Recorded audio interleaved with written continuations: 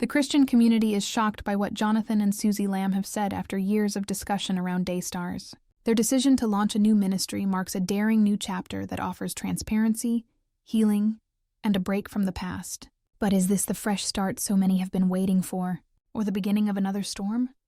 Finding out the facts about their move may surprise you. Cameras, microphones, and the incessant hum of Christian broadcasting have already shaped the culture in which Jonathan Lamb's story begins. He was more than a child growing up in a quiet neighborhood. His parents were Marcus and Joanie Lamb, who founded DayStar, one of the biggest Christian television networks in the world. His family has been discussing ministry outside of Sundays from the beginning. It was their way of life, their identity, and their mission. Jonathan was surrounded by the legacy of DayStar. As a child, he spent a lot of time in the studio halls, where the atmosphere was crowded with bright lights and active workers. It's possible that other kids grew up close to football fields, or Jonathan's background consisted of control rooms, playgrounds, and the constant flow of workers preparing for performances that millions of people would see. He was surrounded by the practicalities of running a worldwide network, as well as religion.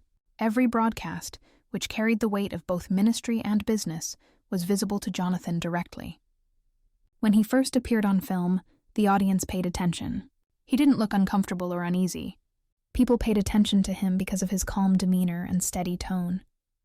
More and more, that existence merely deepened. In addition to being the son of Marcus and Joni, his face became familiar to viewers as someone who could hold an audience's attention on his own. Many others thought it made sense that Jonathan would eventually help DayStar achieve its objective. Suzy infused his life with her own story and abilities. Although she didn't have Jonathan's upbringing in the middle of TV studios, she had a distinct viewpoint. Her gentle warmth and voice drew people in right away, lending others a sense of comfort and empathy. As they stood together, she and Jonathan were obviously balanced.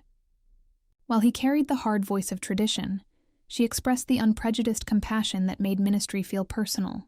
Together, they seemed to be the future of the Lamb family's legacy. For DayStar, work has never been the only thing. It was an obligation, because millions of people watched every day. Families all throughout the world saw the Lambs as more than just broadcasters.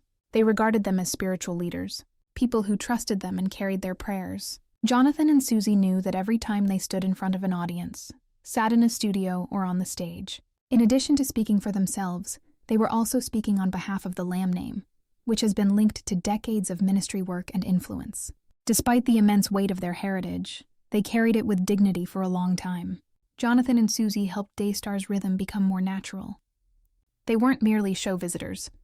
They worked behind the scenes, went to events, and learned about the network's inner workings firsthand. They observed the effort needed to produce performances, the decisions on which voices to use, and the difficulties finding a balance between running a ministry and a global corporation. It gave them a different perspective. Not just the attention, but the work involved as well. To onlookers back home, their presence appeared familiar, even comforting. Suzy's encouraging remarks and Jonathan's thoughtful manner made them feel friendly. They were more than just TV stars or entrepreneurs' children.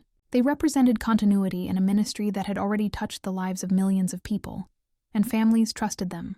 Every year that went by made it more probable that Jonathan and Suzy would take on more leadership responsibilities, serving as the connection between the foundation that Marcus and Joni had built and the future that must be shaped. Raised in the tradition of the DayStar family, Jonathan never really had a normal childhood or early adulthood. Every step he took connected him to something bigger than himself. There were others in the ministry besides his parents. This mission was alive and thriving, and it shaped who he was. When Suzy stepped into that world, she was faced with the same obligations. Together they carried a sense of fate. If they asked, liked or not, and many people could see that Suzy and Jonathan were more than just DayStar characters. They held the key to its future. As Jonathan and Susie Lamb progressed in their roles at DayStar, their influence could not be ignored. At first, they were just famous people, the children of the founders who sometimes appeared on television or performed on stage alongside their parents. But slowly, things began to change. They were doing more than just taking up room. As they discovered their voices, the audience listened. Jonathan's voice was calm and steady, produced an attention-grabbing natural rhythm. He left an impression without resorting to showy words or grand gestures. His manner was forceful, somewhat silent and thoughtful. His ability to simplify and make complex topics like religion, culture, and even daily challenges clear was noted by viewers. For younger listeners, especially those who didn't necessarily identify with well-known church speakers, Jonathan felt out of place. He had no intention of lecturing them. He was talking to them. That sense of closeness evolved into his strength. Suzy, on the other hand, had a gentler but no less powerful presence. She talked a lot about encouragement, family life, and relationships. When she talked, people felt heard and understood. Women appreciated her honesty. Her stories about common hardships resonated with many families, and her candor was appreciated by younger people. Suzy didn't want to be the loudest person in the room, but when she talked, others leaned in. Her kindness brought comfort to many who were searching for something real and meaningful. As a group, the balance that Jonathan and Suzy established was unprecedented to DayStar. Her kindness and his thoughtful presence made their connection feel real. There was no competition for their attention. The audience felt their admiration for one another. They soon transcended being merely Marcus and Joanie's kids. Suzy and Jonathan were leaders in their own right. Their influence was growing at the same pace in the background. Their presence extended beyond the screen. They participated at planning sessions, events, and meetings. They began to understand how the mechanics of a star fueled itself. They were granted increasing authority over everything from program choices to production timelines as their understanding increased. Workers saw them assume significant responsibility. Viewers saw them as becoming an essential component of the network's character. And slowly, people began to imagine a future in which Jonathan and Suzy may be in complete control of the ministry. This change seemed natural to the viewers. Jonathan had the composed voice of a leader, and Suzy had the compassion to lend a hand, reach out to hearts. Together, they represented continuity. They acted as a conduit between the ministry's founders, who had begun it from the ground up, and the younger generation, who would continue it. Many viewers believed they understood the Lamb legacy. Their rise was further reinforced by the fact that they seemed relatable. Jonathan and Suzy were scarcely distant celebrities. They appeared human, amiable, and open. They shared personal stories, talked about struggles, and showed that religion was more than just knowing the answers. It was about using trust to get through life, even its muck. To audiences weary of rehearsed performances, Jonathan and Suzy felt unique. It was real. Their sincerity solidified their position as more than supporting roles. They began to shape how DayStar itself was perceived. The ministry was about more than the past, and they reminded us of that. It was also related to the future. Jonathan and Suzy came to symbolize the shift. Evidence that DayStar may persevere through a new generation without losing its heart. They were recognized in a way that most people their age have never been. Millions of people believed them despite their young. Through letters, emails, and chats, viewers shared how intimately Jonathan and Suzy had impacted them. Their faces became part of the network's personality, and their comments shaped conversations in homes throughout the globe. Having a family name was insufficient by this point. Jonathan and Suzy were going it alone. Their fan base, style, and voices were all distinctive. Not everyone just thought they would be there. They were looking forward to it. The audience got the impression that DayStar's next chapter was already being written as they were speaking. However, as influence grew, so did the pressure. Their decisions, words, and even silences were taken seriously, because they were in control of such a large ministry. The public's opinion of the network was influenced by every program they created and every event they took part in. Still, they performed that responsibility with grace. They seemed to understand that their position entailed more than boosting their self-esteem. It was about honoring Marcus and Joanie's history while also creating space for something new. For many years, the path seemed obvious. Jonathan and Suzy would progress, take on more responsibility, and eventually take on full leadership roles. They possessed the expertise, the experience, and the support of a loyal following. The fact that they would be at DayStar seemed safe, even apparent. Many believed that Jonathan and Suzy would be the ones to steer the network into the future. In hindsight, it's easy to see why so many individuals held this notion. They weren't just performing their designated roles. They were taking up leadership roles of their own, building trust through honesty, and influencing the future with their voices. There appears to be a lot of promise for Jonathan and Suzy tomorrow. Their influence was undeniable, and their future at DayStar seemed more bright than ever. Behind the cameras, the bright lights, and the polished smiles, DayStar life was harder than it seemed.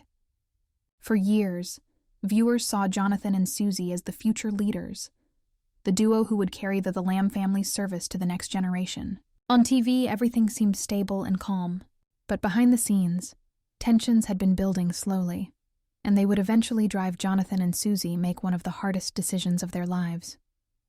At first, the disagreements were small. In a world that was changing, Suzy and Jonathan found new methods to humanize DayStar and engage younger viewers. In order to answer the issues that younger believers had regarding faith, family, and culture in their daily lives, they set out to create programs. They believed that in order for the ministry to keep growing, it needed to communicate in a way that younger generations could understand. But there were many who disagreed. Others in the network were adamant about preserving the status quo and sticking to the tactics that had first made DayStar profitable. Despite their apparent simplicity, these prophetic distinctions held significant weight within a family ministry. DayStar was not merely a television station. It was the Lamb family's identity and purpose. Questioning the way things were done could be interpreted as casting doubt on the family itself. In reference to Jonathan and Suzy, walking this line was challenging. They respected Marcus and Joanie Lamb's legacy, while also feeling compelled to think about the future. They were not going to destroy anything.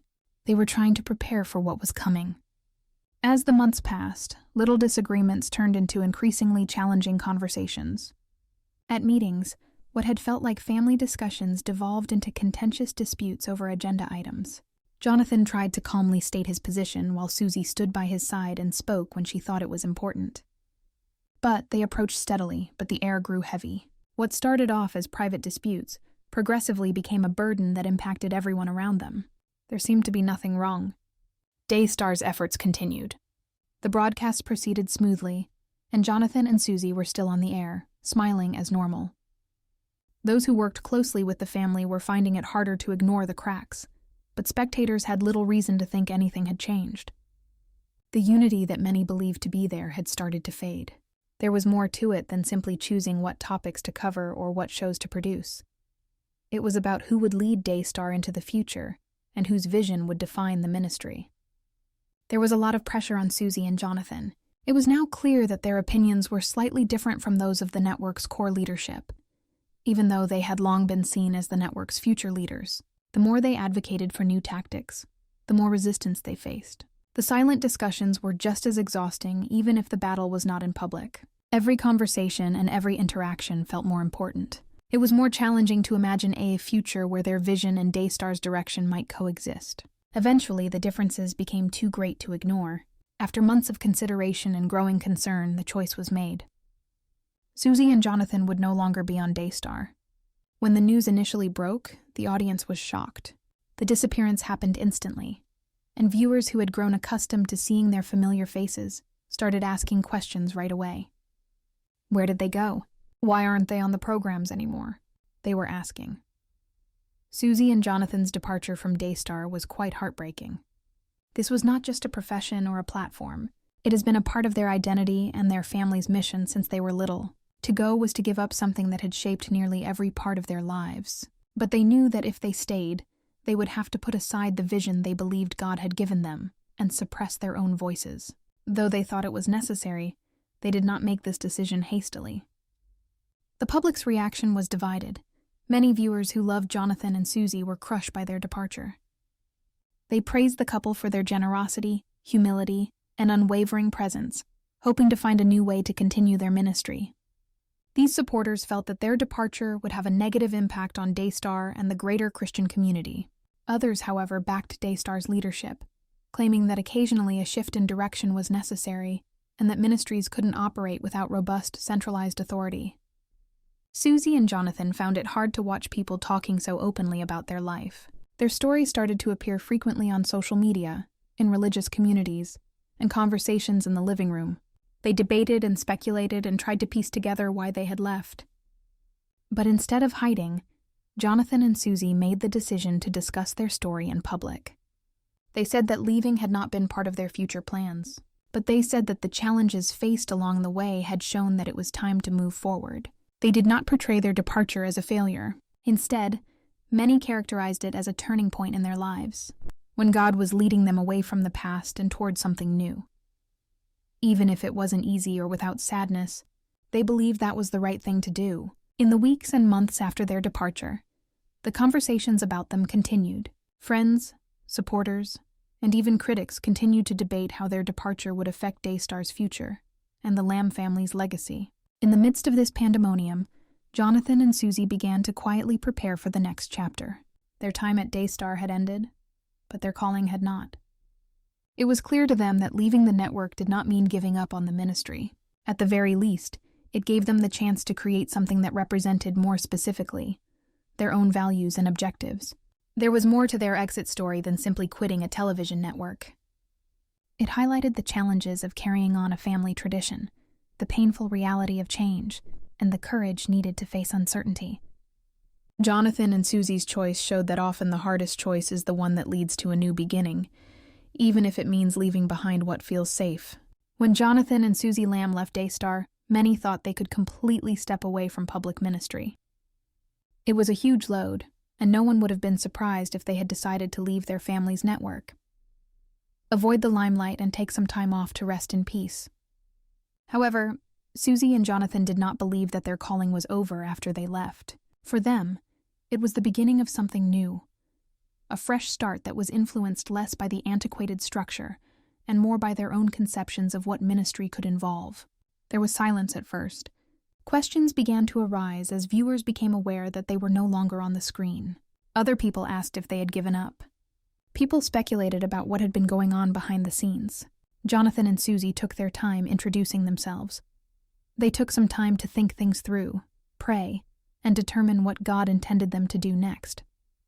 During that quiet period, their new ministry began to take root. When they finally began discussing their future, their message was clear. They weren't finished. They still firmly believed in the importance of faith, family, and support. They wanted to continue inspiring people, but free from the politics and pressures of a big network. They wanted something more direct and personal.